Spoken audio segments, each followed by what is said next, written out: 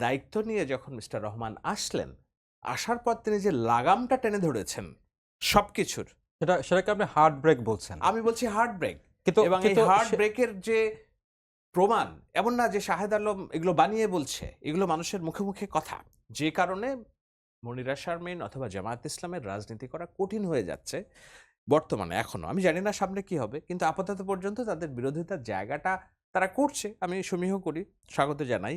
কিন্তু এগুলো আসলে ওই মানে খুব করতে হবে এজন্য, মানে এমন না যে তারা খুব মানে they খুব have major কঠিন issues। বিরোধিতা না।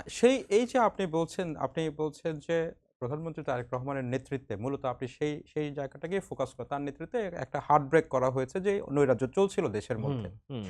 আ এবং এটাই এটা মানুষ সত্য চাচ্ছিল। হুম, এবং এটা সত্য যে সংবাদকর্মী হিসেবেও আমরা যেটা দেখি যে মানুষের মধ্যে ব্যাপক ধরনের একটা আলোচনা আছে। পজিটিভ অর্থে একটা আলোচনা আছে। তার প্রোটোকল কমিয়ে নেওয়া, তার অফিস করা, তার শনিবারেও অফিস করা, হুম, সকাল ৯ টার সময় অফিস করা, এই কর্মদক্ষতা এবং কর্মজঙ্গ দেখানো। হুম। কিন্তু একই সাথে কিন্তু এক ধরনের প্রশ্নও কিছু তার বিষয় না হলেও এই সরকারের বিষয়ে কিছু প্রশ্ন রিসেন্ট কি সময়ে প্রশ্ন? এসেছে। কি প্রশ্ন? যেমন যেমন ধরেন যে এই স্থানীয় সরকার পর্যায়ে প্রশাসক নিয়োগ হুম, যেখানে সংবিধানের আমি যদি ভুল না করি ৫৯ এর এক হুম, ধারায় বলছে যে এই স্থানীয় সরকারে একজন নির্বাচিত প্রতিনিধি লাগবে। হুম, তো সেই নির্বাচনের ব্যবস্থা করে প্রশাসক নিয়োগ করা এবং সেটি অনির্বাচিত মানুষকে প্রশাসন থেকে নয় হুম, নিয়োগ করা।